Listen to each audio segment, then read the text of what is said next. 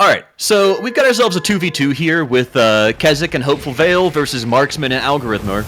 But we just came off of casting, and I know you guys on YouTube aren't going to see it in the same video, but came off of casting a high-level 2v2 with Team Aftermath and Mixu and a Laser. But I wanted to share my thoughts on why I think that 2v2 is actually so interesting in Stormgate, and kind of share it from like a really low mid-level player's perspective. Because a lot of the really high-level players, a lot of the people who are kind of making money off this game here and there, have been talking about how they feel like the start of the game is really slow. And one of the things with a lot of other RTS games, like the Age of Empires series, like StarCraft, Warcraft, and everything, is when team games work well, it's when defense is overtuned and it's really hard to kill things. And I think that in this game, it's not really hard to kill things, but it's a little bit slower. Like, the time to kill is longer, but on purpose. And when you have two people against two people, it means the effective DPS you can do at a specific time in the game is doubled. So it's not that you're just doing something with two people, it's you're doing something twice as fast. And I think if the game is this much more interesting, it might lend credence to some of the people talking about how, like, the economy is a little bit too slow to start off, or, like, we need to be able to get into the mid-game faster. And I dislike that as a player, because I really like the slow start, but these games are really exciting, so maybe there's something to that. No, I'm definitely with you there. I think you bring up an interesting point. I personally am a huge fan of the fact that Frost Giant decided to say that, hey, defensive structures are not fun when they're too strong, because then, you know, both armies just, it's basically watching a game of SimCity where both armies turtle up, they stay inside of their base until they get max supply, and then, like, for the most part, they can just, like, move to each other and cast a couple spells, and then that one big fight decides the game. But with that lower time to kill, oh, we're on Spooky Boneyard. This is the zombie map. Oh, yes. Wow, I was wondering why they were taking so long to start the camps, but the zombies make such a huge difference. Yeah, but no, back to your point, I agree. Like, the 2v2s, I think, are more, I don't want to say popular, but they're more thrilling. They're explosive. You've got that, yeah, they're explosive, because they've got more of that, like, units die a little bit quicker in 2v2, and honestly, I think it's because it's seen as more of like a casual mode right now. Oh, are these just on auto attack, or do they stick around? So when you kill the zombie, I think it crosses the map and moves to the enemy side.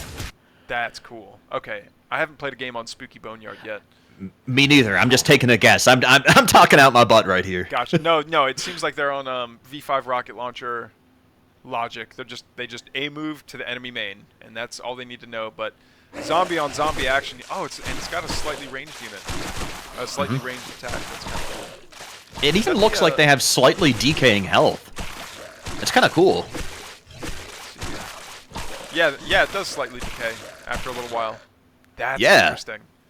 You know, one of these days, heaven forbid I ever get more than like $125 from the Twitch stream, I am going to organize a Spooky Boneyard tournament, and I was hoping to do it before the end of October, but it's the October funds were already spent on what tournament? There's some tournament that I dropped a bunch of money into the prize pool, but next year, or, you know, maybe if Spooky Boneyard is still a thing next year, I want to do a Spooky Boneyard tournament. I think that'd be a lot of fun. You know, the cool thing about this mode is, like, if you're actively creeping, it kind of turns into one of those old, like, tug-of-war customs. Or, like, even not necessarily a MOBA, because you're not getting anything from killing them, but, like, the zombies just keep running at the opponent, and, like, you do need to parry it. It's not putting a lot of pressure on, but it does, like... I also wonder if Vanguard would be stronger here, because maybe you can farm veterancy off the zombies. Oh, that's a good point. I wonder, someone, I think it was one of the Frost Giant staff that was saying that, like, because the zombies spawn from dead, like, I think it's from any dead unit, that they came up with, there were interesting strategies. Okay, they don't spawn from fiends. I thought the quote-unquote interesting strategy would be to like run a bunch of fiends into a pack of zombies, have them all die, and because the zombies are stronger than the fiends, that it would just be this like huge march of zombies, and then it suddenly turns into a game of We Are Billions for whatever player's like on the receiving end of all that. Oh man, that would just be a nightmare. That game is nightmarish already, but having the fiends turn into zombies. I think they're using the same resilient logic or whatever the debuff that the fiends have that prevents them from being infested. Yeah, I think you're right. Oh, what about? Oh yeah, and same thing with fell hogs. Yeah, fell hogs. I think there's. There we go. Unit cannot be infested. There you go. This is actually kind of crazy though, because like the fights take so much longer when they turn into zombies, because like you just gotta sit there and continue. Like if you try an A move, you're just gonna have the zombie as well to deal with. You know, I wonder if the interesting strategy that that Frost Giant was talking about was you just build a bunch of workers and you rush them forward and they all turn into zombies, and then suddenly like. Oh wait, do flame imps? I was just gonna say, can we get flame on? That would be sick. That would be incredible. Alright, these Lancers coming in from the north here. They got kinetic redirection as well. They might be able to get a dive, but oh, that's some good position from those brutes here from Marksman. I really like the formation he's got here. He's gonna lose all his units, but he's doing a good job of taking an engagement at least. Yeah, it's. I wonder why. Who is this? I wonder why Marksman. I don't know if you're in the VC, but why Marksman's sticking around. Yeah, I am. It's, so right here, you've got what 5 Gaunts and a Hexen. And do you just stick around because you know you can kite these Lancers? Well, I guess Pretty you much. can't because they, I figured I'd get out before they could kill the Gaunts, and then. Yeah. Yeah. Okay. Just the way it went is Gotcha. what I expected. Gotcha. Leave no man behind, never give up, never surrender. That's the way it always works when you're playing Infernal. That or just, space A-click. Yeah. Yeah. That's my style. Isn't the Infernal philosophy like, we always have replacements, you'll be fine, and then you just move your entire horde forward. We've got army at home. Here's there's no debuffs. No, they don't do any debuffs when they attack. No. Oh, I'm liking these Hellborns though. I think just anticipating, knowing that there's going to be a lot of like high volume armies, having those AOE units as early as you can without sacrificing much like defense, because man, we saw it in that game 1 of a laser Mixu versus Aftermath, where so many Gaunts, and yeah, they were pretty squishy targets, but because they were able to be aggressive so early,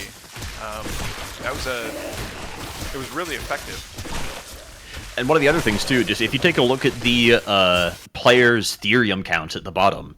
So one of the things is when you're running brutes in a brute-heavy composition as Infernal, you need some way of spending your Therium. And Magmadons have been kind of disfavored in general recently, so a lot of times it turns into Brute Hellborn as the way of spending Therium, especially because it also means you don't need to make mini vaults because the Hellborn are so expensive.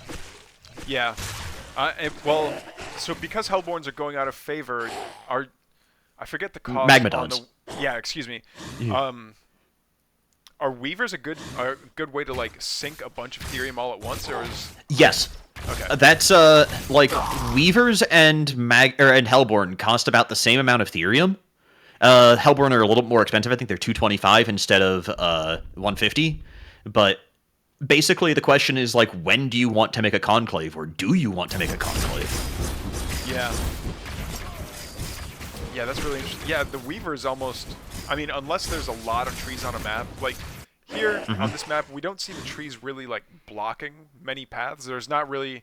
You can't send a Magmadon forward to mow the lawn, quote unquote, to open up new paths. So I think in this case, on this map, the Weaver is just a better Magmadon. It has a utility spell. It can see up ledges, and it's tanky for days, and it's light. So anything that does anti-heavy damage just is gonna tickle the Weaver. Okay, down here though, we're gonna see a huge zombie festival go down. Oh, you know what? Are these zombies? Okay, the zombies are light. I wonder if yeah, I think a Graven Ball would just work wonders in this game mode. I think that a lot of the lower level players, and nothing against them right now, but haven't picked up on just how strong Gravens are yet, because, going Lancer Exo is just a lot simpler to execute, and doesn't oh my god, I love the merry-go-round of Lancers on the side! Yeah. But no, it's just a lot simpler to execute, and it was stronger before, so you know, if it worked before and if people were complaining about it before, just stick with it. Yeah. And once people figure out how strong Gravens really are, though, I think we'll see it happen more and trickle down to the lower leagues.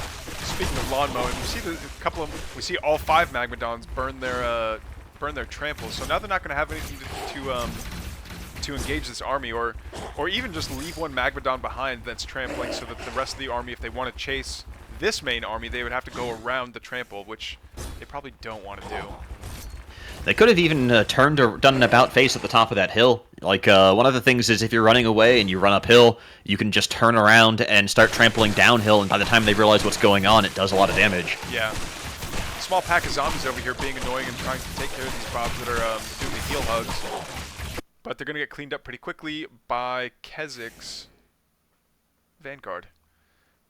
Alright, we're going to see a marksman moving on down with fiends and a couple of hellborn. This seems very vulnerable. I'd be worried about getting this far out on the map with these units, but it's looks like fine. It's fine. Looks like there's a little bit of poking. They're actually really interesting because the Therium camps are being taken in like a vertical line. So you have Kezic and Hopeful Vale taking the Therium camp at top. And look like Algorithm is kind of mobilizing to try and contest this a little bit. So might have a big fight coming out here. yeah, I think you're right. We see, oh my, that's Oh my god! Stompy, stompy, stompy. That was so many. That's so many. That is... You know, I wonder if the reason there were so many Hellborn made was because he was anticipating a lot of getting surrounded by zombies. Because it's fair to assume that a zombie would be a melee unit, but in this game mode, they're a ranged unit. So you would think that you get good surrounds because you want your Magmadon surrounded with stompy stomps. But wait a second. What is that huge zombie in the back there? Are there different zombies for different things to die? There are big zombies for higher tier camps. You get big zombies, I think. what? Okay, that's interesting. Yeah, and at this point, I've noticed all the actions going on up here, so I've actually launched an attack on the southern down here. Oh main. yeah, you are Over the doing counter. work Oh, here in the Yep, main. I figured, hey, what if I just let everything die in the main, and there are 100 zombies that they have to fight? Oh, I'm that's glad crafty. I glad like the that. casters also missed this, because they gave me shit for missing this at the time. A little bit of attack happening up top as well, but that's not going to do nearly as much damage because it's just not in the middle of the worker line. But there's a Buzzsaw turret there, there's a Shroudstone. Like, I think that this is going to get parried, although it did deal a pretty decent amount of damage. Yeah, look at all these bobs just doing Not doing anything. Yeah, I think that's more of a I forgot kind of thing than a they're too scared to mine. Yeah. Yeah. Anyway, back up to the north, we're gonna see this this Exo Medtech ball, along with the Sentinel, excuse me. The biblically accurate core there of, you know, be not afraid. It's really cool. I think that might be one of my favorite unit animations. That and the Archangel, actually. The Archangel looks sick. Oh, the Archangel is incredible. Like, that unit just has so much presence. It does, and especially when it does Avatar, and it's like the size of an Arc ship. It's pretty imposing, super cool. All right, so we are gonna see Exo Ball going up north again. And what are they doing? What are these? They're just going to go ahead and poke at the worker line, maybe try and take a couple of supply buildings. Yeah, farm XP, you know. Mm-hmm. Get some damage in there. I think Fellhogs give experience, don't they? Yes, they do. The Fellhogs give a tiny little bit of experience, and you can kind of just, like, farm meat farms with that. Like, I really prefer just killing them overall, but... Alright, we got a dragon coming in. Dragon comes forward in a huge pack of fiends, but surrounding Lancers is not the wisest move. It's really sending, like... It's like dropping a little cube of bouillon into a Willet blend of Lancers. They just get wood chipped, and the Lancers are ready for seconds. And that was just a bunch of free experience for this huge Lancer Exo Ball. But, I just figured I'd dodge the good at the game allegations. Yeah. You know? That's Fair. completely fair. Yeah. The worst thing that can happen is when you're in a game, you don't want them to think that you're the highest threat. So you need to make sure that you do a couple of throwy moves here and there just to render any allegations of being good invalid. I'm very good at that. That's my specialty. It's very interesting that the zombie decay is perfectly countered by having 1 health camp. Oh, this no, it's this expansion. I thought the expansion got wiped out. But nope, it's just going to be a bunch of free zombies moving on forward. Now, do zombies give experience? That's the next question. That's what I was asking about before, because if they do, then you can just kind of, like, it makes Vanguard even stronger on this map. Yeah, yeah. Now, not to say that Vanguard's very strong at, like, a high level or anything. They also give Animus. Yeah. That is a fair point. That is a fair point. Yeah, if you look at our Animus, it's pretty high. That's bonkers, skyrocketing. Yeah. That's bananas, dude. Oh, this is that's quite an engage. I'm not good, says Marksman with like the dragon and all these brutes and a bajillion different fiends. Yeah, all right. Oh, the shrine does finally go down. Not the fell hogs. Not the fell hogs. But yeah, I don't think there's much that can be done to defend this. I don't know if this this big ball of Vanguard can be stopped really. You would need Dragon and Hellborn, and like with Double Infernal in particular is pretty difficult to deal with. In this case, I think the counterattack is at least trying to be active on the map, and it's a pretty comparable strike force. But the big thing is, like, you can't engage directly because Marksman's army is a lot lower tech. Yeah. So it's a lot lower tech, but it's like it's moving forward. I really like that. I never even thought about that strategy. Of just like, yeah, not even a move, just like move flick your army into their base, and if things die, well, they turn into zombies. It's cool. Yeah. Now, unfortunately, it doesn't seem like it's gonna play out too well here. There's so many fiends for Marksman here. Actually, no, that's fiends for Marksman. Never mind. Okay, I thought that was on the defending side. No, Marksman has a million supply in here, just ravaging this base. Holy moly! Yeah, and we almost got to a base race, but it looks like Kezic decided to turn around. He's got so many high veterancy tier units, but will he be able to get to his own base in time? We'll find out. The fiends don't really do all that much damage when they try to like peck down a building, but quantity is a quality all on its own, and we are seeing their numbers starting to thin out. A lot of these lancers are taking them out, but yeah, I think this gaunt line. Oh no, this gaunt line is going to get taken out too, but they're all going to spawn zombies.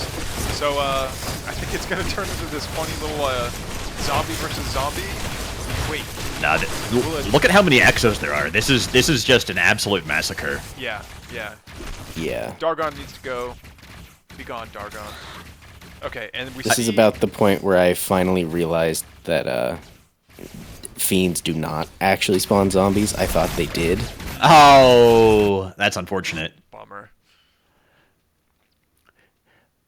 But no, I think if you just manage to kind of move into like a more of a mid-tech kind of thing, taking advantage of some Weavers, some Hellborn, I wouldn't go Hexen personally, but even with the idea of using a couple of Spriggans, even though like Exos are decent against them, they're pretty good units at this point, and the only way of like answering them for cost is dealing with Hornets.